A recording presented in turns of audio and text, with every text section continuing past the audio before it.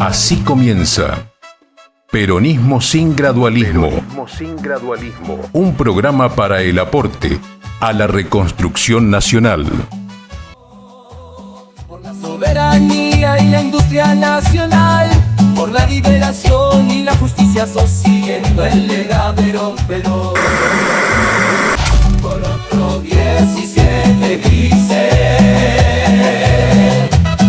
queremos un peronismo sin gradualismo.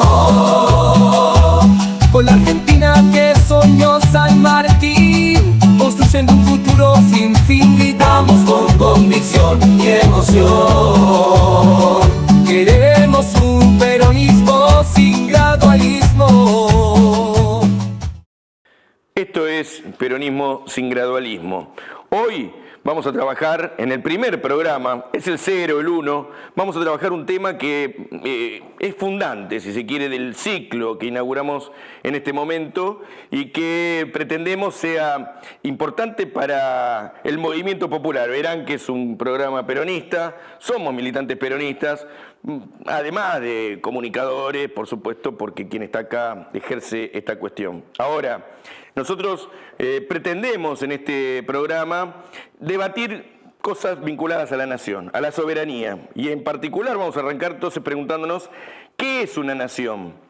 Pero además vamos a hacer una aserción, y es que para ser nación, tercera posición. La Argentina necesita recuperar la tradición, no solamente en términos diplomáticos, sino económicos, políticos, de una nación independiente de los poderes que en el mundo se dividen en el territorio, digamos, de las potencias coloniales.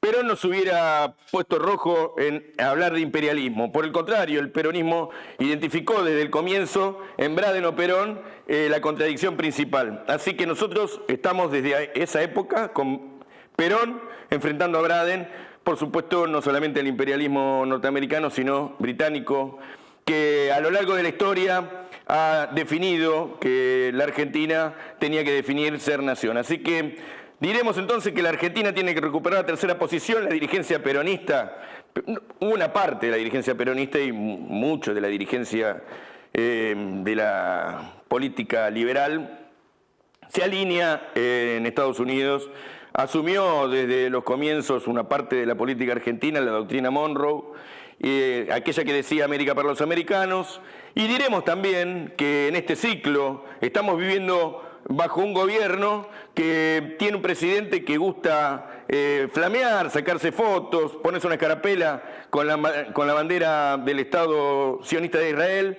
Le encanta la figura de Margaret Thatcher y, por supuesto, ofrece parte del territorio a bases norteamericanas, para bases norteamericanas. Entonces diremos que la Argentina se ha constituido como una nación a lo largo de la historia, una historia rica que tiene hilos en el Tahuantinsuyo, el territorio de un imperio enorme, de los más importantes de la época para el mundo, aunque todavía se desconocía en Occidente, y era que ese territorio, el Tahuantinsuyo, tenía una región, el Collasuyo, y allí, en esos hilos de la historia, podemos ir reconociendo los primeros trazos de lo que posteriormente será la argentinidad unos cuantos siglos después.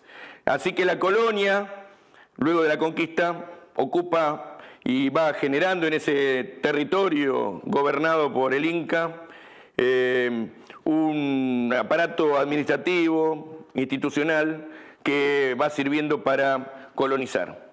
Y eso fue constituyendo la primera forma de Estado. Pero diremos que una nación es un conjunto de hombres y mujeres, una comunidad que define vivir administrando un territorio y tiene un pacto, un acuerdo, quieren vivir juntos. Nuestra comunidad quiere administrar el territorio y quiere además vivir bien. Ahí tenemos una cooperativa, Buen Vivir, es parte de la doctrina de los pueblos indoamericanos, los pueblos latinoamericanos, se ha asumido en los últimos años. Vivir bien implica en nuestra concepción de comunidad, distribución, justicia social, pero un Estado es en la forma jurídica en que una comunidad define gobernar su territorio. Construir una nación. Nación deviene de la palabra de nacer, en la etimología se reconoce el nacimiento, y diremos entonces que a lo largo de la historia, nuestra nación, la nación argentina, se fue constituyendo, como decíamos, en esos siglos de la historia, en este territorio, y fue viniendo del virreinato del Perú y fue yendo hacia el sur. Aquí se constituyó posteriormente un nuevo centro de gravedad del norte de lo que hoy sería la Argentina, del altiplano. Hay un centro de gravedad en el Río de la Plata, en 1776, el virreinato del Río de la Plata. Empieza a ser importante de una centralidad geopolítica el Río de la Plata, y la Argentina va construyendo su historia, su espíritu, su identidad, yendo hacia el sur, entre determinantes geográficas, los Andes, los grandes ríos, el río Paraná, el río Uruguay, el Río de la Plata, y una vez ocupado el territorio patagónico, también el mar Atlántico Sur, la Patagonia, y vamos hacia la Antártida. Por eso que la Argentina se va desarrollando de norte a sur, y a lo largo del tiempo, entre guerras, olvidos, memorias, porque toda nación se constituye de acuerdos y desacuerdos, de conflictos, pero también de perdones, y en ese recorrido histórico la Argentina se fue haciendo. Por supuesto que hay relaciones de fuerza, hay oligarquías, hay pueblos que luchan entre sí. Así que la generación de 80 hizo una nación, pero también vino el peronismo posteriormente e hizo una nación a un modo industrial, distribucionista, que practicó la justicia social. Esta Argentina, que va yendo y viniendo entre formas, modelos, historias, está asediada por unas concepciones totalmente distintas, novedosas, que traen ruidos, conflictos y revisiones. Este presidente que se aloja en la Casa de Gobierno no pertenece a la tradición nacionalista, a la tradición argentina en cualquiera de sus versiones. Por el contrario, desde que asumió una religión, un territorio, una forma, una acepción económica inclusive, que es contraria a la historia argentina. Entonces diremos que una nación es una comunidad que administra un territorio y que construye un Estado. Y esa comunidad que tiene un pueblo, esa comunidad que sueña y que se esfuerza, tiene también enterrados a sus padres. Por eso que nosotros hablamos de patria, porque patria como nación tiene en el comienzo una etimología. Son los padres, también el patrimonio artístico, cultural, el patrimonio privado, público, comunitario. Así que patria, Estado, nación, pueblo, para nosotros son inescindibles. La Argentina, en nuestra visión, es un todo. Y este anarcocapitalismo, liberalismo, neoliberalismo, vienen a fragmentar estas concepciones, porque fragmentan la sociedad, fragmentan el territorio, fragmentan a la nación y están planteando inclusive la división territorial, que es el último lugar de esta estrategia de ocupación territorial que hoy vive la nación. Hay una ocupación que primero fue dividir a los argentinos. El Martín Fierro dice, si entre hermanos se pelean, los devoran los de afuera. Y bueno, esa división de la nación, del pueblo, de la comunidad, trajo también una política posteriormente o en el medio de destrucción del aparato productivo, porque no hay poder nacional si no hay industria, si no hay trabajo. Si no hay trabajo para el pueblo, no hay una comunidad feliz, por ende no habrá organización que pueda sostener el desarrollo armónico entre el capital privado, el capital público y el comunitario. Y de hecho, además, sin Estado no hay forma de administrar por parte de esa comunidad la nación tal cual arrancamos en el comienzo. Así que diremos que la Argentina requiere recuperar el ser nacional. Vamos a traer dos autores del peronismo, de sus corrientes.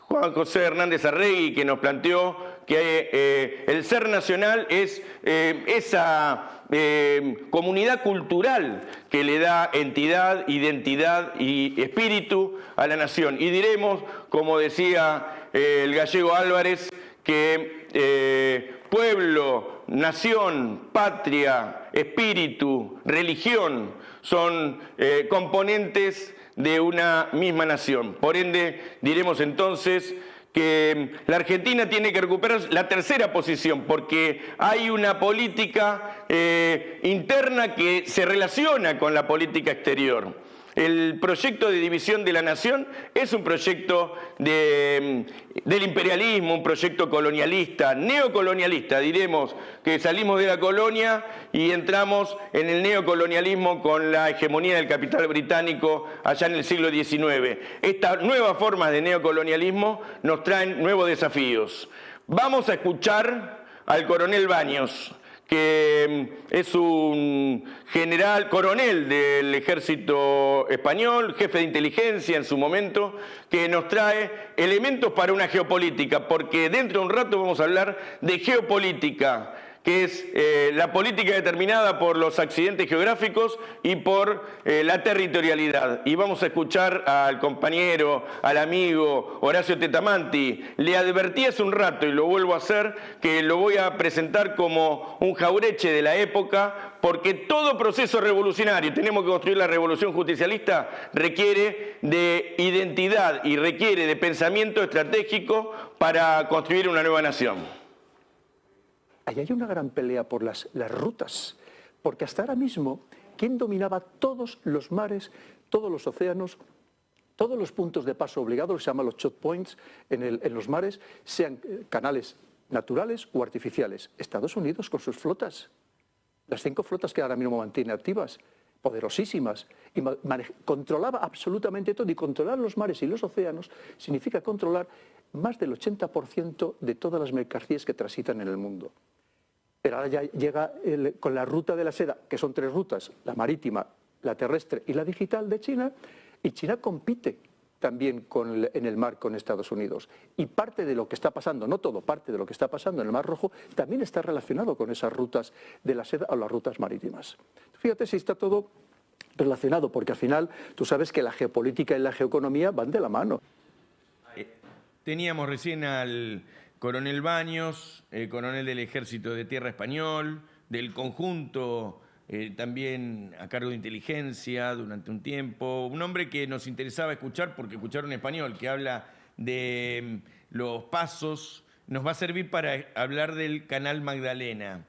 Bueno, el mundo está en disputa y están en disputa los mares, ¿no? Aquella tesis de la geopolítica que decía que el que gobierna los mares gobierna el mundo. Aquí hablaremos de los mares y del río Paraná, que son fuentes de poder y sobre todo patrimonio, territorio de la Argentina. Cuando hablemos de comedores y copa de leche estamos hablando de que hemos perdido el Paraná, que estamos perdiendo la producción, el trabajo. Así que estoy con Horacio Tetamanti, un amigo, un compañero, somos parte de la misma comunidad política y creemos con Horacio, ingeniero naval y que ha sido subsecretario de Puertos y Vías Navegables de la Nación durante el gobierno de Cristina Fernández de Kirchner, quien puso en marcha la propuesta del Canal Magdalena, que hoy es parte del documento nacional del Partido Justicialista del último congreso que se puso, que funcionó hace un par de semanas. Quiero decir con esto que hoy es una reivindicación del pueblo peronista. Horacio Tetamanti, gracias por estar con nosotros. No, gracias por la invitación, Gastón. Felicitaciones por el esfuerzo que están haciendo. La verdad que es un esfuerzo grande, hecho también por compañeros de cooperativas, acá el compañero Claudio Campo, los compañeros, bueno, Cancino, que siempre le pone la voz a las cosas que hacemos. Che, Horacio, contanos todo lo que implica el Canal Magdalena. Lo vamos a ir acompañando con imágenes, las imágenes que nos pediste, los mapas del Río de la Plata. Diremos en principio que el Canal Magdalena es importante desde el punto de vista de la geopolítica de la Argentina. Para tener una geopolítica del Atlántico Sur y una política vinculada a las vías navegables que hemos perdido, ¿no? ¿Decís siempre?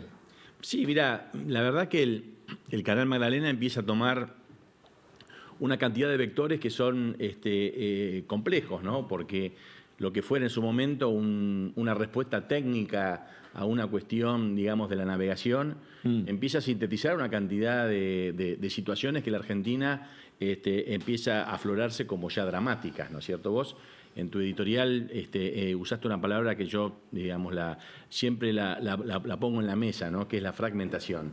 Es una palabra que los argentinos deberíamos repetir más a menudo.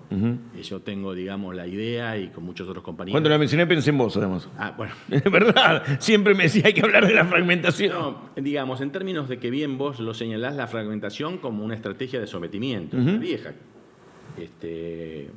estrategia de sometimiento, pero que particularmente para la Argentina se ensañó con especialidad, porque de alguna manera vos habías planteado esa vocación de nación, ¿no? Es decir, ese pueblo y tierra en mancomunión y en comunión, digamos, de objetivos y de construcción colectiva de un destino en común. Y para Historia y eso, destino, ¿no? Exactamente. Para eso, ese contrato social, de esa comunidad que está siempre en construcción, ¿no? Como esos carteles dicen, en construcción. Evidentemente una nación está siempre en construcción y no hay triunfos definitivos ni tampoco derrotas. Un día puede terminar la nación también. Yugoslavia, por ejemplo, se terminó. La historia nos indica varias intentos fallidos de construcción de una nacionalidad, ¿no es cierto? Y bueno, vos hablabas en ese concepto de la fragmentación. Y para nuestra nación, para lo que nosotros pensamos de lo que debemos ser o lo que queremos ser, el desarrollo es un instrumento, digamos, ineludible. No podemos alcanzar los objetivos que nosotros los peronistas lo hablamos en forma muy, muy genérica, muy simbólica, como la grandeza de la patria y la felicidad del pueblo. El desarrollo es industria, trabajo, eso. Eso no es inalcanzable, o es abstracto, o es ilusorio, sin el desarrollo. Claro. Pero paralelamente parecería ser, que ahí ya daría para hablar, por alguna razón, el desarrollo argentino se constituyó en una amenaza a determinadas estrategias hegemónicas. Por el espacio, por la Argentina, por la historia, por las capacidades, por los recursos y por algunas cuestiones que vos bien lo hablabas, y el coronel Baños hablaba muy bien de aquellas características geográficas que de pronto también forman parte de la identidad originaria de los pueblos, ¿no? Claro. No puede haber identidad sin territorio. No solamente podría haberlo, digamos, de comunidad. Los pueblos hasta definen sus personalidades de acuerdo al territorio, ¿no es cierto? Entre otras cosas, pero fundamentalmente el territorio es determinante. Claro. Y ahí aparece, vos lo señalaste muy bien, que esa geografía significa el Río de la Plata con una cuestión mucho más allá de una cuestión de un accidente geográfico. Es decir, así es. Inclusive la orografía del propio continente sudamericano, ¿no? Tiene la característica de tener esas dos grandes cordilleras al este y hacia el oeste, que de alguna forma hace como fronteras de límites del intercambio y constituye justamente a esa longitudinalidad que construye, yo te diría que el valor simbólico ya a esta altura del partido es el camino del Potosí. Pues sí, América es vertical. América es vertical. Vertical desde la simplificación, inclusive del objetivo económico, inclusive en las propias ocupaciones imperiales, ¿no es cierto? Sí. Donde se aniquilaba a los pueblos originarios y se procuraba simplemente la extracción de esas cuestiones. Ahí aparece justamente esa longitudinalidad, que marca nuestra historia, obviamente. Sí, ¿no? claro. Es decir, las batallas. Y ahí el imperio nos quiere horizontal y nosotros hablamos de verticalidad. Sí, perfecto. Eso es muy importante lo que está diciendo, porque yo creo que la fortaleza argentina, Sí. particularmente, y yo te diría que la fortaleza del continente sudamericano debería serlo, y ahí hay un conflicto hay un conflicto de intereses, ¿no? Es decir, yo entiendo que los pueblos sudamericanos, donde Argentina es determinante, están vinculados con esa fortaleza en la longitudinalidad. Y los intereses extractivos están procurando fracturar esa longitudinalidad a través de esas concepciones transversales que a veces se manejan, a mi criterio, con cierta liviandad, llámese corredores bioceánicos, esas cuestiones creo que no están advertidas, digamos, a cuestiones. Sí, Y en esa historia, justamente esa fragmentación, visualizada como una estrategia de sometimiento, viene en los esfuerzos para poderla fracturar, para no permitir a nosotros, los pueblos que formamos estas naciones, tener ese control de la longitudinalidad. Y ahí aparecen las estrategias. Bueno, Chávez soñaba con Néstor, sacar una foto mostrándose unos mapas y que se podía navegar por el Orinoco, unir la cuenca del Orinoco, la cuenca amazónica y la cuenca del Río de la Plata y el Paraná. Me acuerdo, tengo una foto contigo justamente cuando estaban eso. Y qué interesante esta concepción. Porque eso de pronto, desde el punto de vista técnico, podría tener alguna reflexión. Unos saltos había por allá. Sí, unos saltos. Pero desde el punto de vista simbólico, político. Liderazgos de esos niveles tiene una potencia simbólica muy poderosa que abreva y fortalece esta idea de que la integración latinoamericana y los intereses van asociados a una logística geopolítica de integración longitudinal, donde obviamente el río Paraná aparece como la llave estratégica de eso. Y es la fortaleza argentina. Por eso la idea de debilitar, de fraccionar, con innumerables estrategias. Yo, digamos, siempre levanto la advertencia, ¿no?, de que también la colonización aparece por la palabra, ¿no? Sí. Cuando nos inoculan a lo que yo llamo virus lingüístico, la llamada hidrovía. Sí. Es una palabra extremadamente peligrosa, por lo pronto es extraña. No existe la palabra hidrovía para nosotros. No existe en nuestro lenguaje. Es el río Paraná, el río Paraguay. Exactamente. Y eso no es una cuestión ni divertida, ni arbitraria, sino que es... Nos imponen un concepto. Porque eso significa el secuestro de los valores simbólicos de la palabra. Claro. Y estamos hablando del río Paraná, con todo lo que significa el río Paraná y la palabra Paraná, ¿no? Es decir, en el lenguaje guaraní. Carito, ¿no? No me dejan cantar, pero... Más allá de las cuestiones que hacen a nuestra identidad, los viejos, nos acordamos de Ramón Agarral y tantas otras cuestiones que hacen a los pueblos fluviales argentinos profundos. Claro. Inclusive la palabra Paraná es una palabra, no es una palabra común del guaraní. El guaraní es un hermoso lenguaje extraordinariamente simbólico. Por el Paraná es la tierra sin mal, ¿no es cierto? Donde las migraciones guaraníticas... Una palabra que hace a la majestad del agua importante. Entonces, esa palabra hidrovía tan irresponsablemente manejada y tan inteligentemente inoculada por aquellos intereses, creo que hay que combatirla, ¿no? Porque también la fragmentación empieza por la palabra. Claro. El símbolo a través y la colonización, ¿no es cierto? Claro, se te impone hasta el idioma. De las cosas. Y ahí aparece el Paraná, que si bien, como bien decir, de esa gran cuenca, que no solamente pertenece a la Argentina, obviamente, porque interesa a Bolivia, Paraguay, Brasil, Uruguay, y se va hacia el norte, tienen el río Paraná argentino, que eso a veces, justamente la palabra hidrovía, ese secuestro del sentido, también es una especie de, al perder identidad, pierde nacionalidad. O sea, es un paso hacia la internacionalización conceptual de lo que nuestro río Paraná termina siendo una... O sea que nuestro río Paraná nos lo secuestran de esta manera. Primero con la palabra, claro, después con la fragmentación. Con la logística. Con la logística de fragmentación, y ahí aparecen las estrategias geopolíticas, como lo va el Coronel, ¿no es cierto? Por ejemplo, la República Oriental del Uruguay, con la derrota de Artigas... Esto sirve para que alguien se apodere del río para sacar sus barcos, digamos. Obviamente un objetivo de fragmentación estratégico del Reino Unido, en aquella que bien lo decías vos a principio del siglo XIX, digamos, y principio del siglo XX, era justamente como objetivo táctico fundamental es que un solo país no pudiera controlar ambas orillas del río de la Plata. Por eso los estados tapón, Uruguay fundamentalmente, vamos a decirlo así. La derrota de Artigas y... la separación de Uruguay de Argentina, la banda oriental. Para dos cosas. Primero, que es una cosa que nosotros estamos también señalando muy importante, y yo, digamos, siempre lo traigo cuando nos tocó estudiar el Tratado de Río de la Plata, una hipótesis que bueno, de alguna forma es muy subjetiva y no tiene la proyección, pero yo la hablaba con mi primo Diego Tetamanti en la Cancillería, que para Perón, cuando vuelve el viejo Perón del 73, tiene como una obsesividad, digamos, como buen militar, ¿no es cierto?, sobre la territorialidad, y sobre dos cuestiones que vos señalaste muy bien, que era las Malvinas y la Antártida. Es decir, él había Perón llama el llevado magno... a Pujato. Bueno, Perón hablaba del magno asunto. Quería hacer ciudades, claro. Estaba dando a la Antártida, vos fíjate ahora la visita. El magno asunto, claro. Que hoy toma la importancia que solamente un visionario así lo veía en aquella época que donde prácticamente no existía.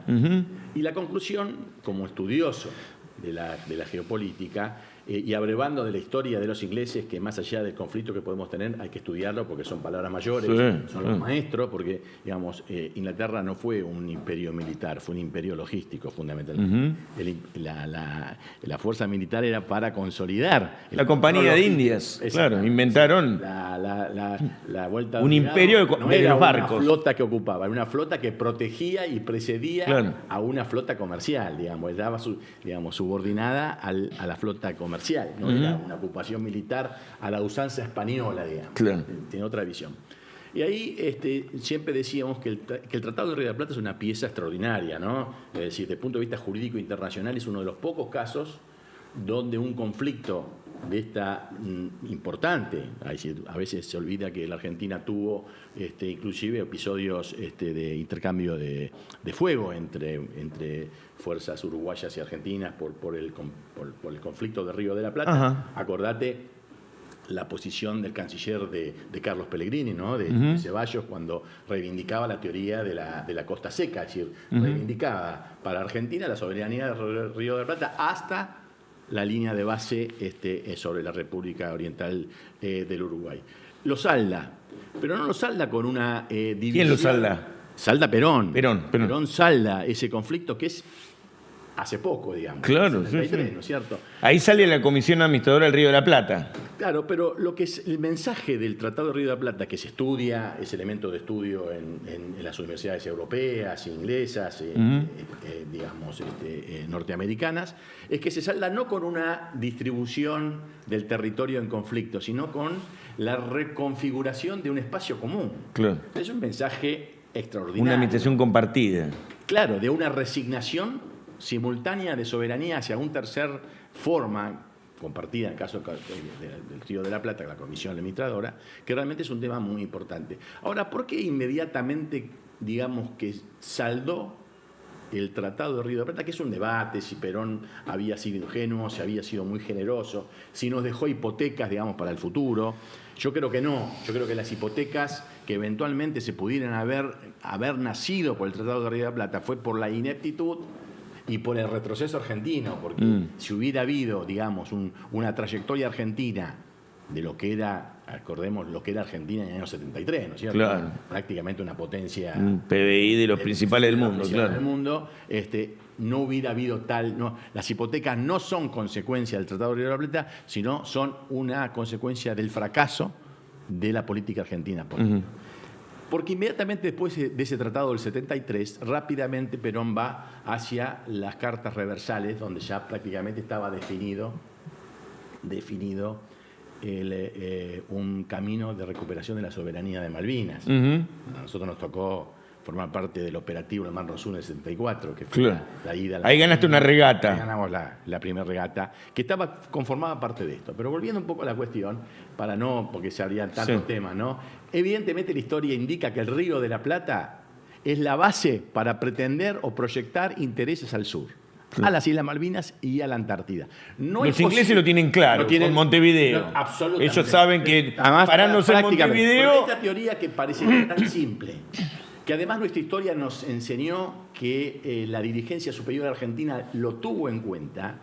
¿De qué forma? A partir fundamentalmente de la década del 90, ¿no? Que fue, digamos, la fractura de cómo Argentina entregó la llave estratégica que no solamente comprometió su economía, la llave estratégica del Río de la Plata, donde reivindicar Malvinas, reivindicar la Antártida, o reivindicar esa capacidad biosférica que tiene Argentina, y abandonar el Río de la Plata parecería ser una contradicción de principiantes, que me parece que ya de tanta torpeza uno empieza a pensar mal que hay cuestiones más graves. Las potencias productoras, o mejor dicho, extractivistas, que se alojan con puertos en el río Paraná, ¿tienen más claro que la Argentina o que su dirigencia política, la importancia de la llave estratégica del Río de la Plata, ¿no? Y ahí viene entonces esta cuestión, la primera cuestión teórica, digamos. Claro. No hay sur sin Río de la Plata. Sin Río de la Plata. Y ahí viene entonces que Río de la Plata, ¿cómo se define? Obviamente se define a partir de la base jurídica del Tratado de Río de la Plata. No podemos pensar alternativas o estrategias en conflicto con el Tratado de Río de la Plata, porque haríamos una cuestión que por lo menos para los peronistas no es una lógica, porque nosotros estamos ceñidos a que dentro de la ley todo fuera de ahí nada. Y esta es una ley que obviamente hay que tomarla sin beneficio de inventario, ¿no es cierto? Con las limitaciones y con las cuestiones que yo soy partidario, y lo digo claramente, yo reivindico el Tratado de Río de la Plata. Es decir, y hay debates con respecto, lo reivindico. Entonces ahí viene justamente los ingresos al Río de la Plata son absolutamente determinantes. Es decir, ¿quién controla el ingreso al Río de la Plata? No solamente controla la cuenca del Plata, sino que controla la proyección del Río de la Plata hacia el sur. Por lo tanto, controla el Atlántico Sur, las Malvinas, el pasaje bioceánico y las protecciones antárticas. Pero además, una postilla. Las principales capitales de Sudamérica, buena parte de las principales, están en la cuenca. Sucre, Asunción, Buenos Aires, Montevideo, con lo cual estamos hablando de una cuenca que es una importante extensión de Sudamérica. Entonces, bueno, estamos hablando de una región enorme, ¿no? Bueno, es evidente, como lo decía la nota del coronel español, que las vías navegables son constitutivas de la identidad de un país. No hay posibilidad de pensar un proyecto productivo de desarrollo si no está pensar el desarrollo argentino divorciado de una geopolítica de las vías navegables parecería ser como una cuestión media como un país con tantos ríos, tan grandes ríos. Y con estos antecedentes... Es como dejar el Mississippi para los norteamericanos o el Amazonas para los brasileros. Exactamente. Yo te diría, inclusive, casi es importante, yo lo pongo por encima del Amazonas, por las características, pero casi parecido con el Mississippi, a pesar de que de pronto en el Mississippi el Producto Bruto norteamericano por el Mississippi no pasa más del 20%, 30%, por el argentino pasa casi el 100%, pero ¿qué pasa? Justamente lo curioso, que a la vera del Mississippi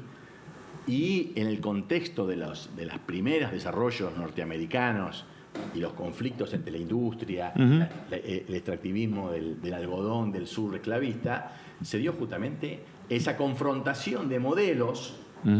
Tuvo un espacio territorial que se expresa en la pelea del río Mississippi y es constitutivo de su propia constitución. Acabó ni el tío Tom. Exactamente, con lo cual a mí me parece que tenemos mucho para aprender de Estados Unidos, porque tal vez Estados Unidos resolvió lo que para nosotros es un conflicto inacabado o inconcluso aún, lo resolvió con el triunfo de los yanquis, digamos, sobre los confederados. Más sanguinario. Ahí ganaron los federales. Ahí ganaron, ahí se selló la supremacía del proyecto colectivo de los Estados Unidos en función del desarrollo industrial y no de una visión terrateniente, extractiva, como constituían las oligarquías del sur esclavista. Exactamente. O sea, ahí viene el General Lee. Exactamente, lo que vos veías del río. O sea que el Canal Magdalena, además de lo técnico, la cuestión, tiene esa... porque vos decías, y yo comparto, y insisto con la palabra fragmentación, que la fragmentación es una estrategia del enemigo. Y entonces, si uno quiere confrontar con el enemigo, tiene que desarrollar estrategias en todos los planos. De unidad. Lingüístico. Y la palabra que confronta... De integración. Integración. O sea, integración social, integración económica, integración territorial, integración cultural con nuestras referencias históricas. Y en el caso del Magdalena, justamente es la integración para superar esa fragmentación impuesta artificial de ese canal, como bien explicaba la foto que habíamos pasado, nos obliga a navegar al norte, subordinarnos a un puerto extranjero, para después recién de ahí, después de haber recibido autorización, recién poder retornar a la Argentina al sur. Cuando los argentinos se dan cuenta, toman conciencia que para que un barco o para que nuestro rompehielo que sale de Buenos Aires, que vaya a la Antártida, en algún momento va a estar en otras bases. Bueno, pero hoy está más allá que el debate sería, pero lo concreto es que el rompehielo sale de Buenos Aires, tiene que ir a la Antártida Argentina, y sin embargo tiene que navegar al norte cuando la Antártida está al sur. ¿Podemos poner otra vez el mapa del Canal Magdalena? Claro, y pedir permiso a un tercer país. Eso es una contradicción que parecería ser como obvia, pero sin embargo vos fijate el esfuerzo porque esto no es una cosa que así de generación espontánea. Hay un esfuerzo muy consistente de comunicación, de control de los medios hegemónicos para que esto no suceda. Y ahí vos fíjate... Este es el canal Magdalena. El rojo está el canal Magdalena que nos permitiría salir de la cuenca del Plata directamente hacia el sur, y nosotros nos han impuesto un canal que además de artificial, porque corta el río de la Plata, tiene desde el punto de vista técnico dificultades de seguridad, de navegación, de costos de mantenimiento, y que inclusive para ser más absurdo, empieza a navegar al norte. El canal Punta Indio. El canal Punta Indio navega hacia el norte y se subordina a un pasaje que a partir al acceso al puerto de Montevideo. Al acceso que, lamentablemente, vos sabés que la canciller en sus primeras medidas fue autorizar los 14 metros de Montevideo, que no es una cuestión menor. Es decir, es, digamos, aceptar que la Argentina se subordina al puerto de Montevideo. Es decir, al darle 14 metros al puerto de Montevideo, los puertos tienen menos metros. 10 metros. Entonces, los puertos de transbordo de carga son en Montevideo, digamos. Los barcos que transbordan carga paran en Montevideo y ahí perdemos política portuaria. Y ahí se distribuye. Pero cosas mucho más graves, por ejemplo. Claro. Le doy ejemplos. Montevideo es de la Maersk y Ambursud, son de empresas multinacionales, no es de los uruguayos. Los uruguayos están con una cuestión, digamos, de protesta afecta que fue entregado por 80 años a los monopolios europeos. El movimiento obrero uruguayo hace huelgas en contra de la concesión de la plataforma de contenedores que le dieron a un puerto libre, a una empresa belga. No hay leyes laborales, es como una especie de encuadre o de enclave, digamos, extranjero en Montevideo. O sea, que acá no es una cuestión de no nos peleamos los uruguayos. ¿Viste? Es una pelea con Peñarol ni con Nacional. Claro, que como decía el Martín Fierro, también en su momento, cuando nosotros reivindicamos esta cuestión y advertíamos que esto no solamente era una cuestión a la Argentina de hoy, iba a ser una cuestión del Uruguay de mañana, cosa que hoy se está dando, y entramos en esa cuestión interesante con el debate con Luis Almagro, que nosotros siempre pensamos que Luis Almagro es un cipayo clásico de Sudamérica. En ese momento era un topo de la CIA, y sin embargo nuestra propia progresía, digamos, no puede ser el peronismo de derecha que quiere reivindicar cosas nacionalistas contra un patriota. En ese momento vos eras el secretario de Puerto y Vías Navegables de la Nación. De Uruguay, y toda, en caso se personaliza, pero a cualquiera que esté ahí le toca, si quiere levantar estos conceptos de esta manera, le toca cargarse. Vos decís por la resolución 1108, que era la restricción del transbordo de carga. Claro, que puso en blanco y en negro. Argentina dejó de transbordar carga en Montevideo por esta disputa. Vos habías firmado la resolución. Al mismo tiempo generábamos el proyecto del Canal Magdalena. Lógicamente, no podíamos abrir una puerta, cerrar una puerta y no abrir la otra. Entonces ahí está claramente esta disputa, que por supuesto el Canal Magdalena en sí mismo es una pequeña obra. Digamos. ¿Cuánta guita sale esto? Esto no supera los $200 millones, que es lo que pierde prácticamente por una tercera parte de los F-16 que además no van a servir, aparentemente. Por año la Argentina pierde por esos 5.000 buques que vienen a la Argentina y que tienen que recalar en Montevideo. Solo por servicios pierde $200 millones por año, que de estar el Canal Magdalena daría un enorme progreso a todas las comunidades de Magdalena, de Punta India. Esto requeriría puerto, alijo, y hablar, las lanchas, provisión de combustible, agua, reparaciones. Desde acá hasta Mar del Plata no hay una boya, una monoboya para cargar combustible. Es tierra de nadie. Argentina no navega en su territorio. Si no está el Canal Magdalena, la Argentina termina en el Codillo. En vez de ir para acá, los servicios van a estar todos en la costa además, argentina bonaerense. Cuando vos fijate, acá se ve claramente, ¿no? Entonces, si sale un petrolero con combustible, con nafta de la refinería de La Plata, por ejemplo, y que quiera llevar el combustible al Mar del Plata, tiene que navegar hacia el este, hacer una espera, ir hacia el norte, pedir permiso. ¿Cuánto espera ahí en Montevideo? Bueno, las esperas, digamos, son o al salir o al entrar, porque este canal, al ser de una sola vía y estrecho, con dificultades de navegación, y por el tráfico que tiene, pueden tener hasta 2, 3, hasta 7 días de espera. Y no vaya a ser Guita, ¿cuánto sale un día de amarre? Un barco grande. $100.000 por día. $100.000 por día. Y ni hablar si hay como el otro día que se varó un barco y queda una semana todo el sistema parado. Acá se varó un barco, acá. Bueno, ahí se varó el gasífero. Claro. Afortunadamente zafó, porque hubiera sido, digamos, imagínate, lo que hablaba el coronel, Argentina toda está colgada de este canal precario que además depende de un tercer país. Más de 100 millones de toneladas, uno de los... Más de 100 millones, es decir, uno de los checkpoints, como decía Baños. Como decía Baño, decir, obviamente el checkpoint del Hormuz es casi la totalidad de gran parte del combustible. Petróleo iraní, sin embargo, del Golfo Pérsico. el Río de la Plata y el Canal Magdalena es el 50% de la proteína vegetal que consume el mundo por tráfico marítimo. O sea que entregamos esto sin tirar un solo tiro. Los hutíes tienen más actitud patriótica que nosotros, digamos. No quiero decir que estemos agitando para tirar tiro ahí. No, por supuesto. Fuimos muy críticos del decreto 949, que estamos convencidos que fue desarrollado fuera del país por su mal castellano, por el uso de la palabra hidrovía y por la confusión de los sujetos geográficos. Fíjate que se habla de hidrovía y estamos hablando del Río de la Plata. El Río de la Plata nunca formó parte de nada que se llame hidrovía, es decir, es la decimos canal troncal de navegación. Así para vía troncal o sistema de navegación. Tenemos tanta riqueza de canales que tendríamos que pensar justamente porque como fuimos fragmentados, nosotros teníamos que integrar todos nuestros ríos. El Paranaguazú, los canales San Martín García, el canal intermedio, el Magdalena. En el norte tenemos que hablar del Paraguay. También algún día Perón hablaba del Bermejo, ¿no es cierto?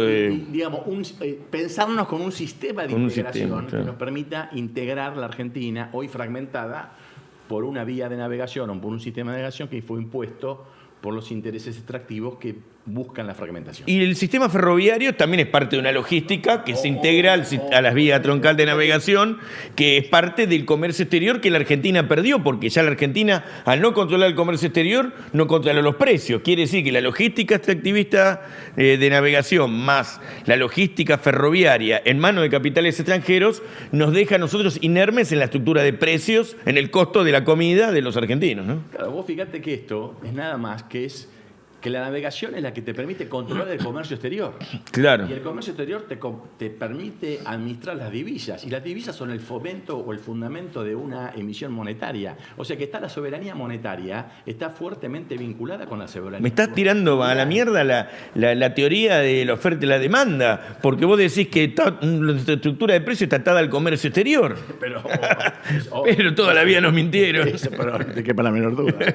El problema no es que miente, es que se cree la mentira. Claro. Pero todas las escuelas y las universidades enseñan eso. O que la emisión monetaria es inflacionaria, son cosas que realmente son... Vamos a desmontar todo eso programa por programa, el tema de inflación, emisión monetaria, estructura de precios, costos que hay en la Argentina, ¿no? Porque ahora la culpa la tiene... No, el camino de la producción. Los que venimos de la producción, yo soy ingeniero, ¿no? Y trabajé con el acero toda la vida.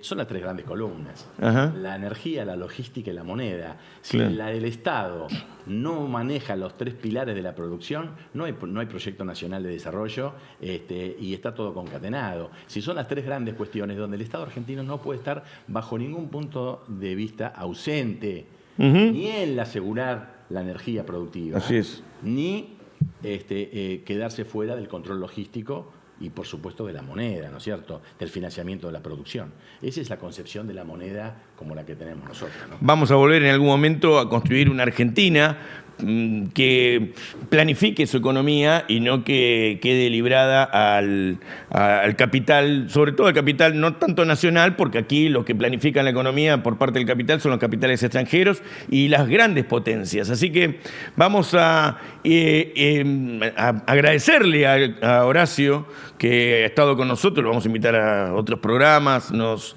une un afecto y una admiración por toda su obra, y vamos a escuchar y a ver a otros actores de la comunidad organizada. Vamos a ir a un bloque que se llama Comunidad Organizada, y como dice Luisa, que hoy es su cumpleaños, le vamos a festejar el cumpleaños también, federal y soberana. Ahí tenemos los conflictos sociales, los quilombos en la calle, la gente que come en los comedores, todo el tema que hoy organiza a nuestra sociedad que pelea contra el hambre y la desnacionalización.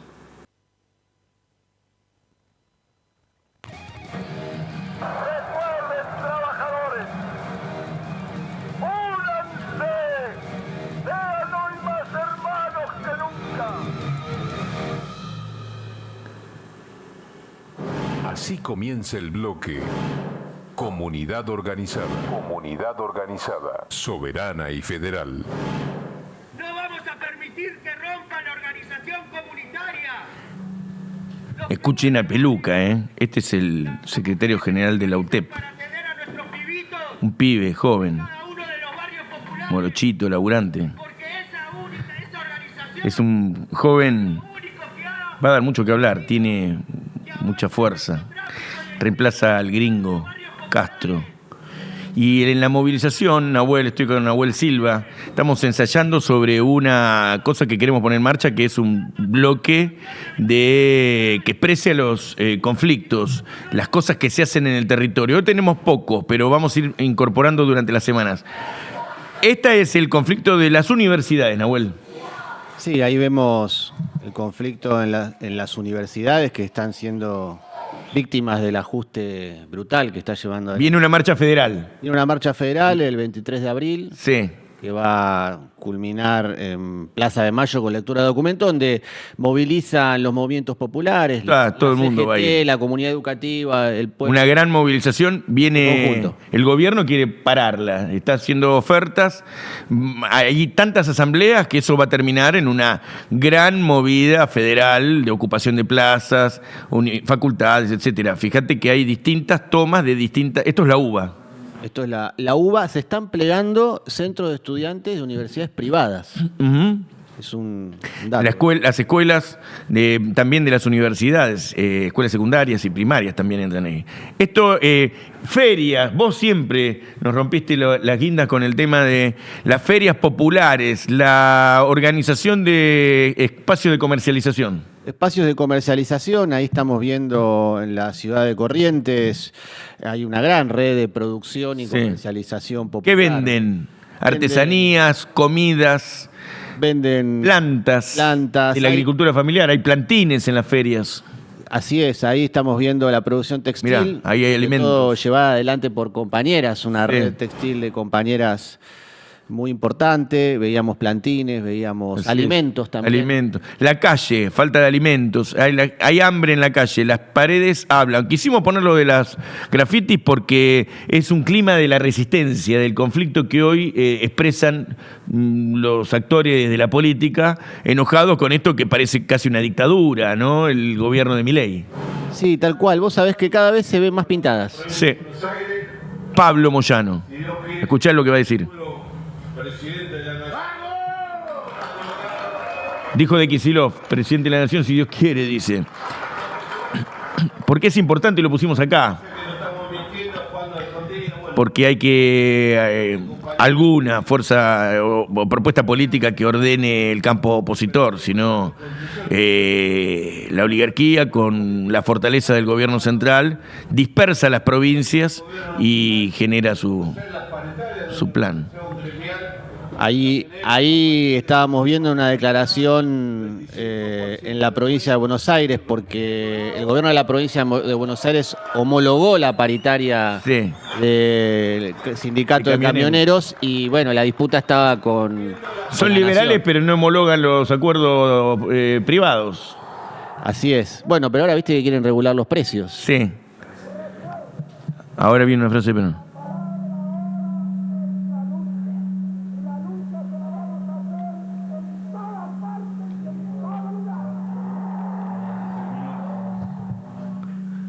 Nos vamos, nos dicen acá que nos vamos. Mira, estaba agachado así, tratando de entender y de mirar las imágenes. Pero mira, estoy acá con mi amigo Nahuel Silva, un compañero militante, una gran persona, un estudioso, licenciado en Economía. Y bueno, nos vamos de un programa, el primero. Tenemos que mencionar que este compilado, que va a ser muy grande y vamos a tener muchas cosas, le pedimos a la gente que nos mande sus videos y nos explique qué estamos viendo. Lo hace la cooperativa Buen Vivir, el compañero Gabriel Ocampo, un hombre de la comunicación popular. Es una cooperativa de las que el gobierno quiere bajar en este momento de voltear miles de cooperativas, ¿no? Hay otras cooperativas que participan en el programa, la que comercializa el espacio, la que trabaja, la que organiza, la que pasa el gorro, se llama La Ciudadana, que la conduce acá el compañero, es presidente acá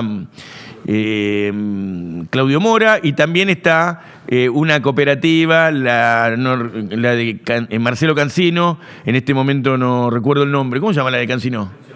Reflexión. Sí, Cooperativa de Reflexión. Cooperativa de Reflexión. Así que bueno, hemos hecho el primer programa. Nahuel, ¿cómo te sentiste? Muy cómodo, con mucha expectativa. La verdad que la entrevista con el compañero Horacio Tetamanti fue muy importante. Cuando la gente entiende que la producción nacional, el trabajo argentino, sale por puertos extranjeros, sí, se agarra la cabeza. Nos están robando el país. Gracias, Luisa, por el día de tu cumpleaños estar con nosotros. Nos vamos. Queremos un peronismo sin gradualismo, por la soberanía y la industria nacional, por la liberación y la justicia social, siguiendo el legado de Perón.